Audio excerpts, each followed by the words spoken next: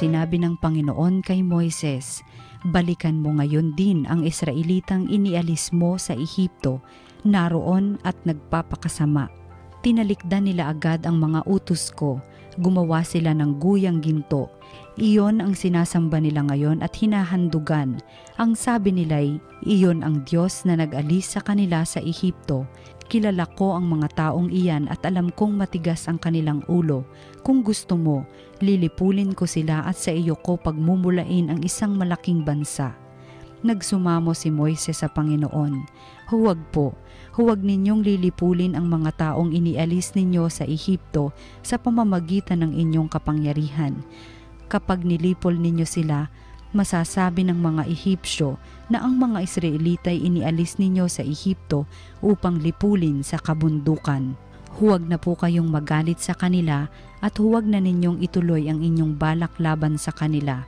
Alalahanin ninyo ang mga lingkod ninyong sina Abraham, Isaac at Jacob. Ipinangako ninyo sa kanila na ang lahi nila'y pararamihin tulad ng mga bituin sa langit at magiging kanila habang panahon ang lupaing ipinangako ninyo." Hindi nga itinuloy ng Panginoon ang balak na paglipol sa mga Israelita. Ang salita ng Diyos.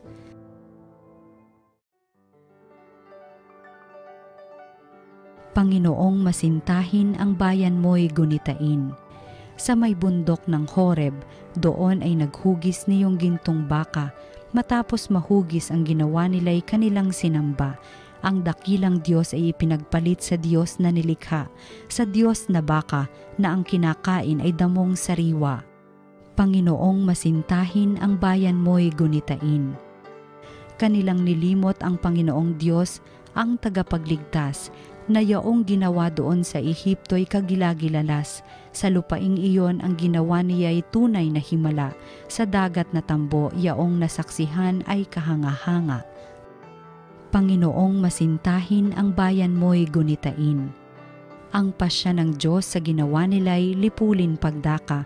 Agad na dumulog sa poon si Moises na magitan siya at hindi natuloy yaong kapasyahan na lipulin sila. Panginoong masintahin ang bayan mo'y gunitain. Ang mabuting balita ng Panginoon ayon kay San Juan. Noong panahong iyon, sinabi ni Jesus sa mga Hudyo, "Kung ako lamang ang nagpapatotoo tungkol sa aking sarili, huwag ninyong tanggapin. Ngunit may ibang nagpapatotoo tungkol sa akin at totoo ang kanyang sinasabi.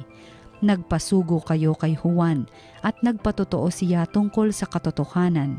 Hindi sa kailangan ko ang patotoo ng tao, sinasabi ko lamang ito para maligtas kayo.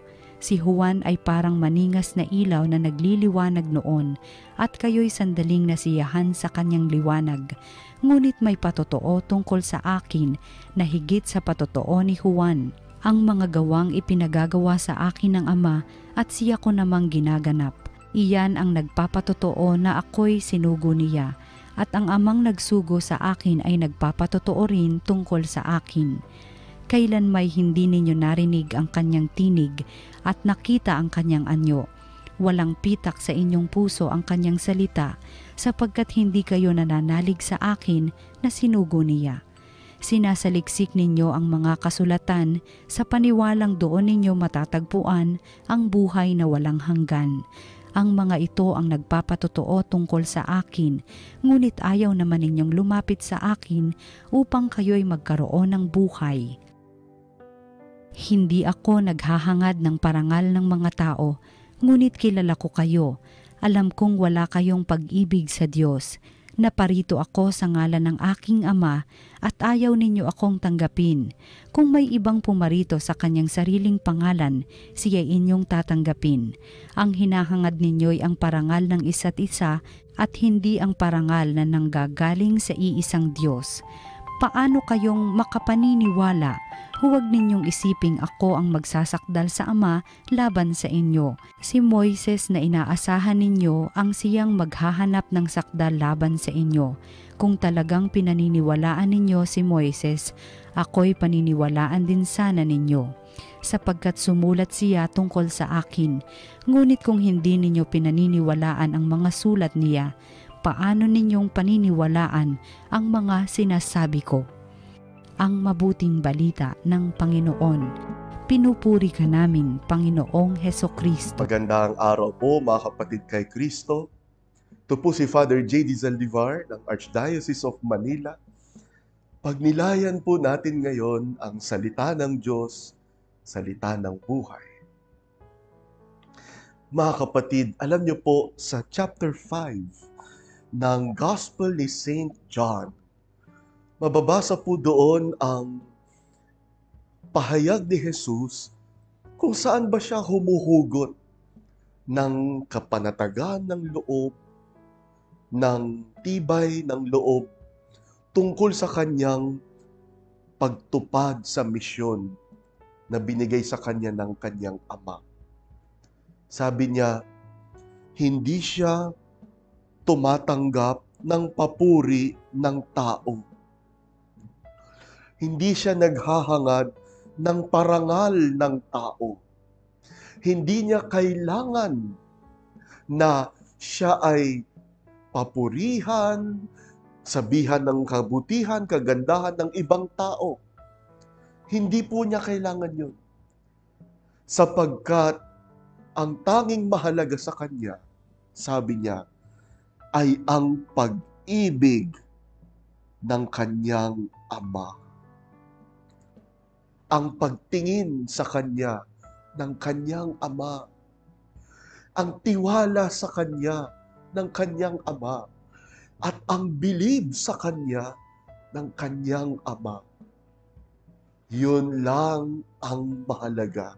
Kaya gagawin niya ang misyon, tutuparin niya ang kanyang misyon, gagawin niya ang tama at mabuti, ipapahayag niya ang tunay at totoo, sapagkat yun ang kanyang misyon at tiwala sa kanya ang kanyang Ama. Ay, kasi ngayon po sa panahon ngayon, iba na yung sukatan natin kung tama ba ginagawa natin. Ang ginagamit nating sukatan ay yung sinasabi ng ibang tao. Kung ilan ba yung like na nakuha natin sa social media. Pag marami, iisipin natin, tama ang ginagawa ko. Pag konti, iisipin agad na, mali ang ginagawa ko. Ilan ba yung mga heart react? Ilan ba yung mga magandang comment? Tapos may isang basher lang, humihina na yung loob natin. Nasisiraan na tayo ng puso at bait kung minsan. Kapag walang nanonood o walang nakakakita, ayaw na nating ituloy. Ganyan tayo ngayon. Palagay natin, ang halaga natin ay nasusukat sa pananaw at opinyon, kuro-kuro at reaksyon ng ibang tao. Pero hindi ganon si Jesus. Kay Jesus, kahit ilang basher pa yan, kahit ilang nega pa yan, kahit ipako pa siya sa krus ng madla ng buong bansa, mananatili siyang tapat sa kanyang misyon. Mananatili siyang tapat sa tama at matuwid, sa tunay at totoo, sapagkat ang tanging mahalaga ay ang pagmamahal ng Ama.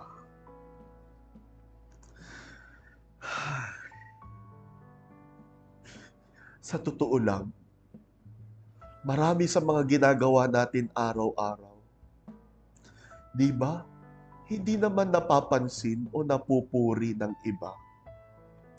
Mga magulang, alam ba ng mga anak ninyo ang hirap nyo sa trabaho?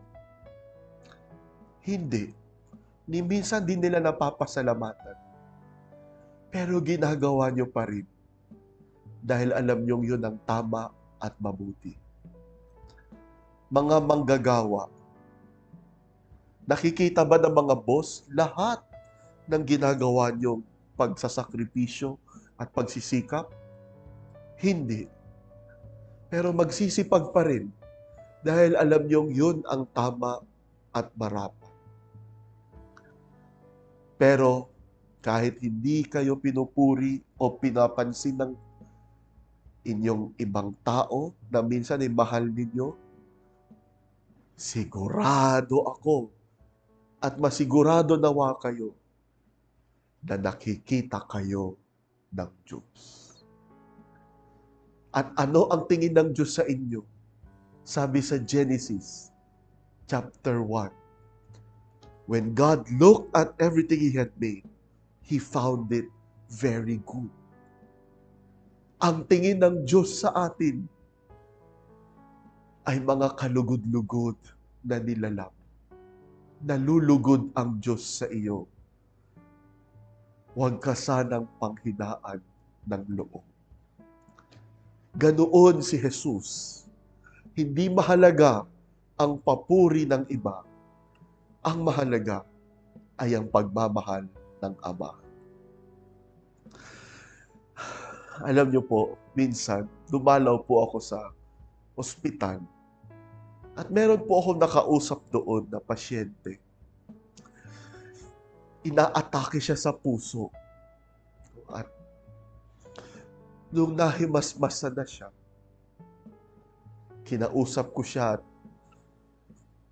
kinamusta. Nakwento niya sa akin ano nangyari sa kanya.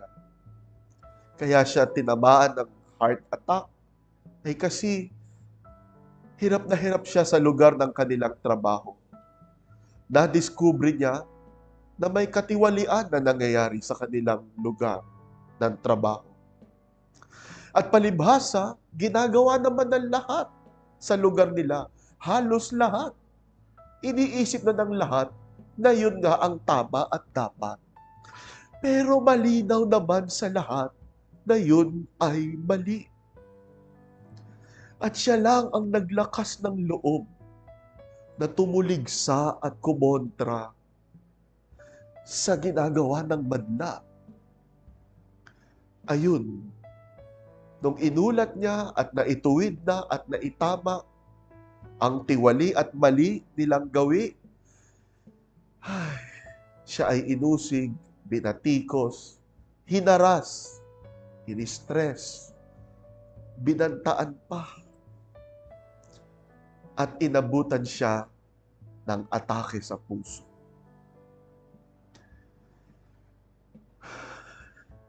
Naawa ko sa kanya. Pero pagkatapos nun, biniro ko siya. Sabi ko sa kanya, pagkatapos ng lahat ng iyon, at andito ka sa ospital ngayon, anong mapapala mo rito? Walang gagawa ng rebulto para sa'yo, para maalala ang kabayanihan mo. Natawa rin siya. Ay, sabi niya, hindi na yun mahalaga, Father. Basta sigurado po ako, ginawa ko ang tama. Tas maluha-luha, tinuro niya ang daliri niya paitaas.